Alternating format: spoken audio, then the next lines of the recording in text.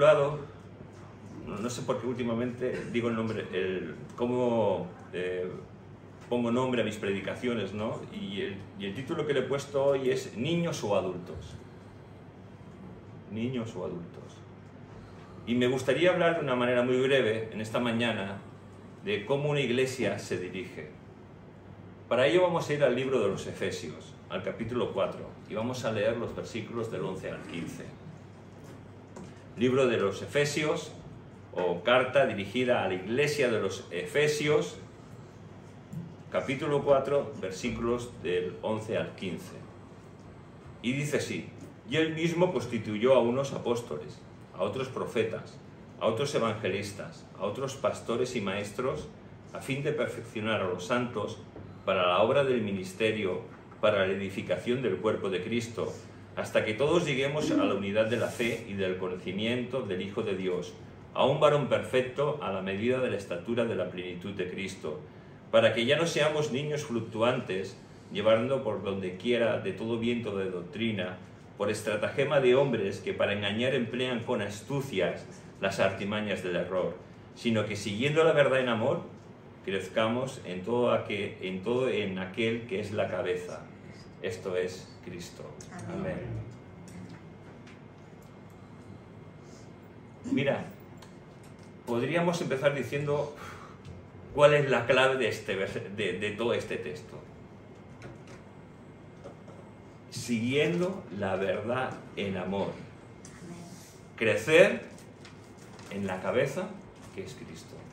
Amén. Y digo esto porque a lo largo del desarrollo de esta predicación veréis y escucharéis cosas que si no, no vais a poder entender. Ante todo me gustaría saber qué es lo que tenemos claro la mayoría de los que somos hijos de Dios, de los que estamos aquí. Lo que tenemos claro es que Dios es un Dios de orden y ha establecido un orden para el buen funcionamiento del cuerpo de Cristo, que es la Iglesia.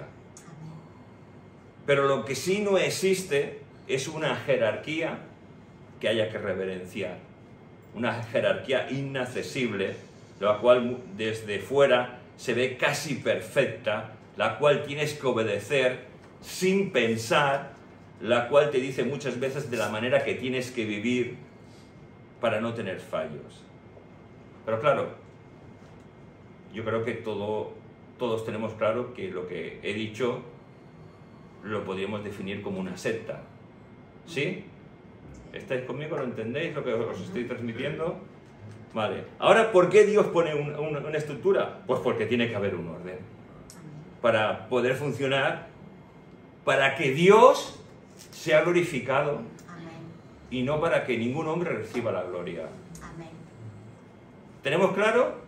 Amén. Dios glorificado, ningún hombre lleva la gloria, ningún pastor, ningún apóstol, ningún evangelista, ninguno de vosotros, ni yo mismo, ninguno recibe gloria ni honra, solo Jesucristo. Amén. Solo Jesucristo. Por eso Dios ha puesto un orden para que Él sea glorificado en medio de su iglesia, para que se vea a través de todos nosotros, no una iglesia, no una religión, no una secta, sino para que cuando salimos de estas puertas, en nuestros trabajos, cuando vamos a estudiar, cuando vamos a comprar, cuando nos relacionamos con nuestras amistades, se vea a Jesucristo. Amén. Y no a meros fanáticos religiosos. Claro, muchas veces dentro de nuestra estructura, que intentamos que sea lo más doctrinal posible. Yo recuerdo que una vez, hablando con una hermana, pensaba que su pastor era casi perfecto, era casi Dios. Y hacía todo lo que...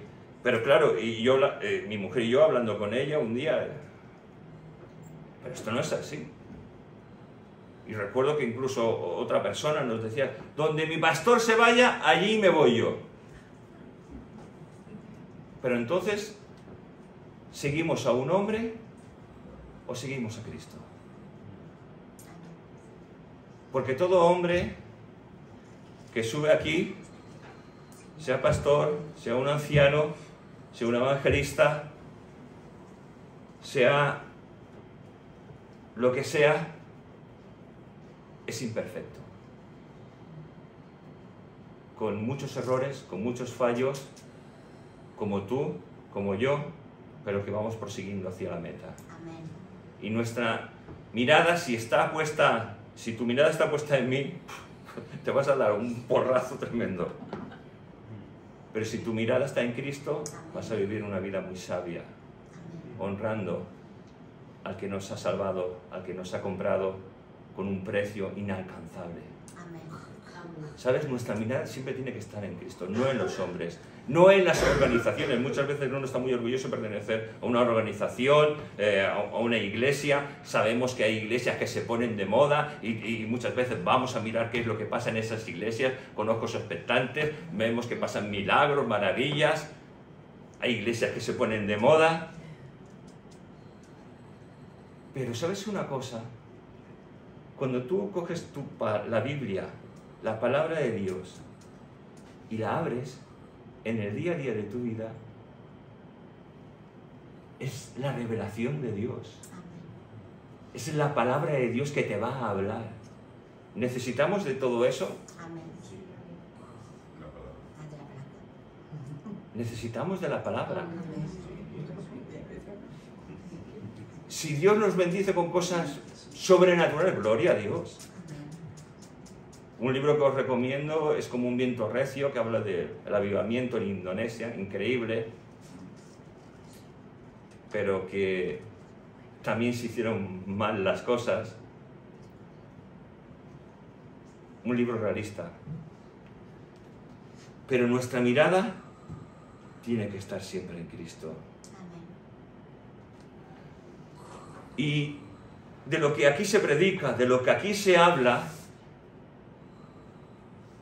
siempre cada uno de nosotros tiene que compararlo conforme a la palabra de Dios. Dice en 1 Tesalonicenses capítulo 5, versículo 21, examinarlo todo, retener lo bueno. Ahora, si no leemos la palabra, yo lo que te diga te lo vas a creer. Si te digo que hay un burro volando por aquí mismo, te lo vas a creer. Hubo un tiempo en que decía que en muchas iglesias caía polvo de oro del cielo.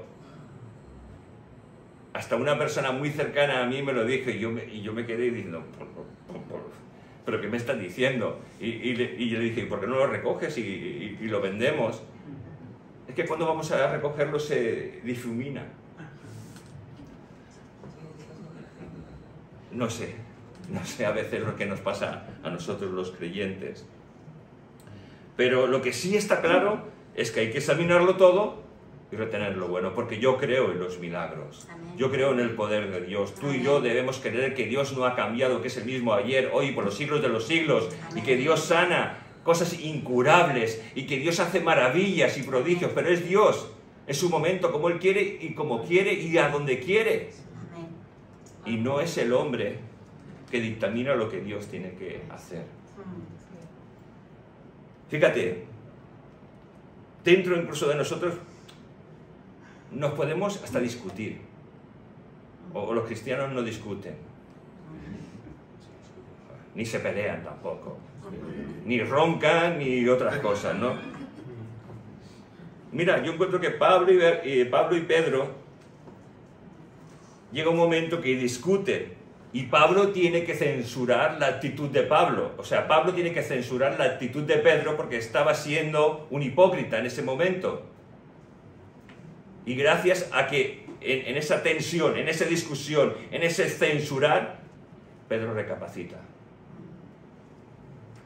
Pero hubo una tirantez. Pablo y Bernabé discuten por causa de otro discípulo llamado Marcos. A tal manera que uno se va para un sitio y otro se va para otro, para no seguir en ese pleito y se tienen que separar. Después Pablo recapacita y dice, aquel que era inútil, que venga. Y es que estamos en un proceso de aprendizaje. La iglesia del libro de los Hechos estaba en un proceso de aprendizaje. Eran los hechos, eran las acciones del Espíritu Santo trabajando en la vida de la iglesia primitiva. Al igual que en nuestros días, si el Espíritu Santo no trabaja en nuestras vidas, somos religiosos. Porque el Espíritu Santo tiene que seguir trabajando en nuestras vidas. Y como hombres imperfectos, nos discutimos, nos peleamos, pero tenemos diferencias, pero sobre todo ello tiene que reinar Jesucristo. Y sobre todo, que Él traiga ese vínculo llamado la paz, que hace la unidad de la Iglesia de Cristo. ¿Qué es lo más importante tal vez de este pasaje para mí? Pues fíjate, hay una serie de cosas que nos lo dicen. Hasta que todos lleguemos a la unidad de la fe. Hasta que todos llegamos a la unidad de la fe. Pablo, al conocimiento del Hijo de Dios, a un varón perfecto, para que lleguemos a ser todos nosotros, nos está diciendo, un varón perfecto, a la medida y en la estatura de Jesucristo. Podemos tener todos un mismo sentir, una meta como iglesia, llegar a tener un amplio conocimiento de la palabra, podemos tenerlo todo muy claro, pero Dios está demandando de todos nosotros que lleguemos a la altura de Jesucristo. Amén. Wow, y ante esto yo digo, ostras, ¿tú te ves a la altura de Jesucristo? ¿Puedes levantar las manos si te ves? ¿No? ¿No te ves? Yo no me veo, Pero estamos llamados. Hermanos, estamos en el proceso. Que no nos veamos no quiere decir que estemos en el proceso de llegar a serlo. Porque si no, ¿qué hacemos aquí? Si no estamos en ese proceso de ser como Cristo, ¿qué estamos haciendo? ¿Para qué damos una ofrenda? ¿Para qué das el diezmo? Lo estás perdiendo. Estás perdiendo un tiempo de tu vida aquí que no vas a recuperar jamás. Pero si estás en Cristo, si Jesucristo te ha salvado, te ha redimido, querrás llegar a ser como Él. Yo casi nunca he entendido cuando Pablo habla acerca de ser imitadores de mí como yo de Cristo. Yo creo que ahora sí que podemos entenderlo, ¿verdad? Porque estamos en el proceso como Pablo. Y entonces, estando en ese proceso, pues sí que podemos decir, ser imitadores de mí como yo de Cristo. Si estamos en Cristo, claro está. Está bien el desear ministrar en una iglesia, el que honremos con nuestra vida a Dios, venir y llenarnos de la presencia de Dios, pero nos tenemos que impregnar del carácter de Jesucristo. Tenemos que tener la mira no en los hombres, sino en Jesucristo. Mira, porque los hombres nos vamos a hacer daño. Hay iglesias que se dividen, hay personas dentro de la congregación que a lo mejor no son muy afines a ti. No. Hay a los que puedes llamar hermanos y ya está. ¿O me estoy equivocando? Yo creo que no me equivoco, ¿verdad? Incluso Jesús tenía el discípulo amado. Claro. ¿Jesús estaba haciendo acepción de personas? ¿Podemos decir? No, no. Porque yo puedo amar a una persona más que a otra. Todos sois mis hermanos, pero no con todos yo voy a tener afinidad. O sí, todos entre nosotros vamos a tener una afinidad increíble. No. Pero como vamos creciendo, como vamos en el camino imitando a Jesucristo, las asperezas desaparecen. Las cosas que no nos gustan a lo mejor de uno, pues ya no son tan importantes. ¿Sabes? Porque entonces empezamos a ver como Jesucristo. Amén. y empezamos a ver el bien de la iglesia, el bien del hermano por encima de mi propio bien. Y entonces nuestro carácter empieza a ser como el de Cristo. Qué maravilla eso, ¿no? Amén. Muchos conocemos a personas que parecen más maduras de la edad que tienen, ¿verdad? Hay jóvenes, incluso en esta congregación, que puede decir, ostras, que lo ves y dices, qué maduro. No parece que tiene 12, ni 14, ni 15, ni 80 años, perdón, 80 no, ni 12, ni 13, ni 15, parece mucho más mayor que su edad. Y al revés, tú ves una persona de 50, 70, 80 años y dices, esta persona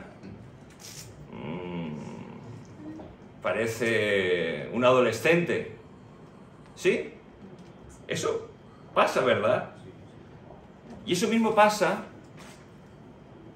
en el caminar de los hijos de Dios, porque nuestras iglesias, y hablo en general, están llenas de hijos de Dios que apenas leen la palabra de Dios.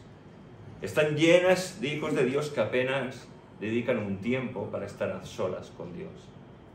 Yo sé que cuando recibimos a Jesús en nuestra vida, ese primer amor nos hace desear comunión, nos hace desear leer la palabra, nos hace desear aprender de las cosas de Dios. Pero pasa el tiempo y el tiempo muchas veces erosiona nuestras vidas. Erosionar significa desgastar, ¿no? Desgasta nuestras vidas. Y entonces nuestras prioridades, si Cristo era la cabeza de mi vida, nuestras prioridades empiezan a ser otras muchas veces. A lo mejor empieza a ser un trabajo porque tengo una familia y tengo que mantenerla. Después, a lo mejor, pues nace un hijo y tengo que estar volcado a mi hijo, a mis hijos, para intentar, pues, ayudarles, que estudien y que no les falte nada. ¿Y dónde queda Cristo? ¿Sigue siendo la cabeza de tu vida? ¿Sigue siendo el Rey y Señor que proclamaste un día en tu vida? ¿O es más importante tu trabajo? ¿Es más importante tu familia? ¿Es más importante, etcétera, etcétera, etcétera, que podamos decir? ¿Sabes una cosa? Si Cristo no es nuestra cabeza, estamos perdidos. Podremos tener muchas cosas, pero nos faltará lo más importante, y es que Jesús sea el Rey y Señor de nuestras vidas. Y la verdad es que tenemos que dejar enseñarnos por la palabra de Dios. Tenemos que dejar guiarnos por el Espíritu Santo. Mira, nosotros los pentecostales, como muchas veces, algunas veces he hablado, nos gustan mucho las emociones. Nos gusta mucho el sensacionalismo. Y yo recuerdo en mi época de joven, estando no en esta iglesia, estando en otra iglesia en la que pertenecí, vino un grupo de evangelistas itinerantes. Algo muy normal en esa época, de muchas campañas, muchos evangelistas que iban de un sitio a otro haciendo milagros, prodigios. ¿Y sabes una cosa? Había hombres genuinos, hombres usados por Dios de verdad. Pero como siempre digo, también había lobos. Yo recuerdo que cogió en un culto en el que yo estuve, en el que me quité las gafas por fe, ya veis. Este hombre predicaba de la fe, de que tenías que hacer las cosas por fe. En el nombre de Jesús, quítate las gafas y tendrás la vista. Si no las recibes ahora, las recibirás en unos meses o en unos días.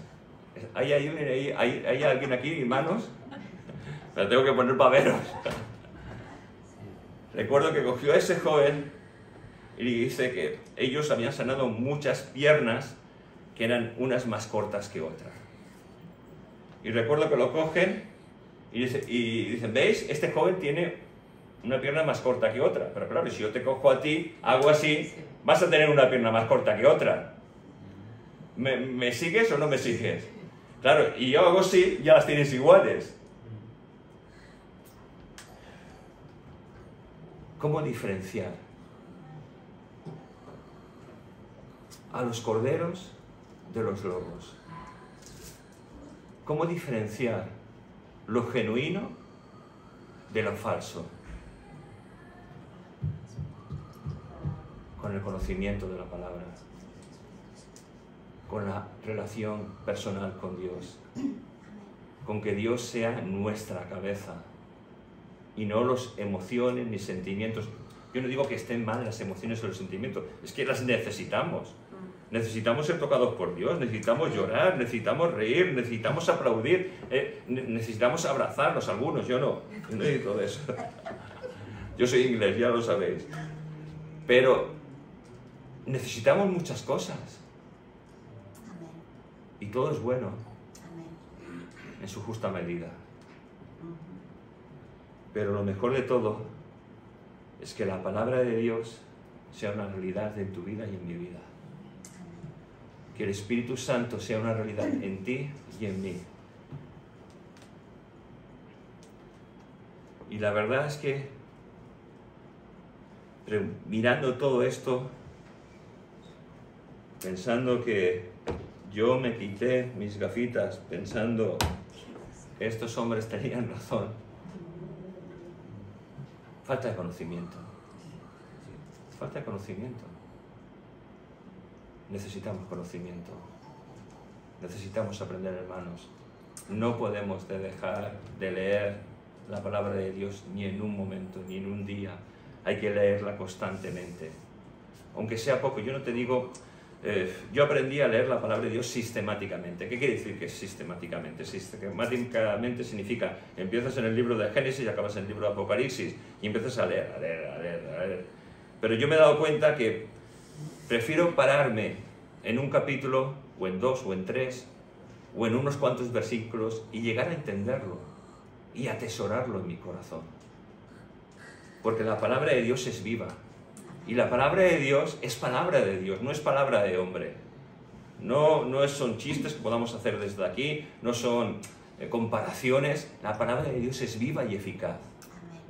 Que quiere hablar a tu vida, que quiere hablar a mi vida. Y haciéndonos una pregunta como iglesia, sabiendo pues todo lo que hemos podido exponer en esta mañana, podríamos hacernos una pregunta y la pregunta es: ¿qué es lo que Dios quiere de ti y qué es lo que Dios quiere de mí? No sé si te lo has preguntado alguna vez. ¿Qué es lo que Dios quiere de ti?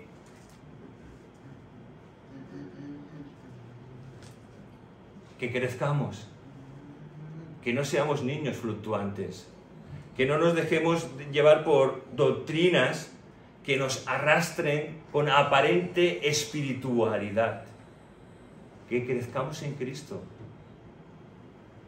Esto es lo que Dios quiere, que nadie te pueda confundir. Que si en un momento dado pasa un problema en la iglesia, en la cual se pueda llegar incluso hasta dividir, que no llegue a pasar eso, porque la palabra sea la que dictamine y guíe. Hermanos, es necesario no dejarnos llevar por los hombres y dejarnos llevar por la palabra de Dios. La palabra de Dios es la que marca nuestra conducta, nuestra manera de vivir. Si vivimos sin la palabra de Dios, somos un club social. Somos como el PSOE, como el PP. Iba a decir hasta como Podemos, pero bueno, ya no digo nada. Un desastre. Pero no somos un desastre, somos la iglesia del Dios viviente. Amén.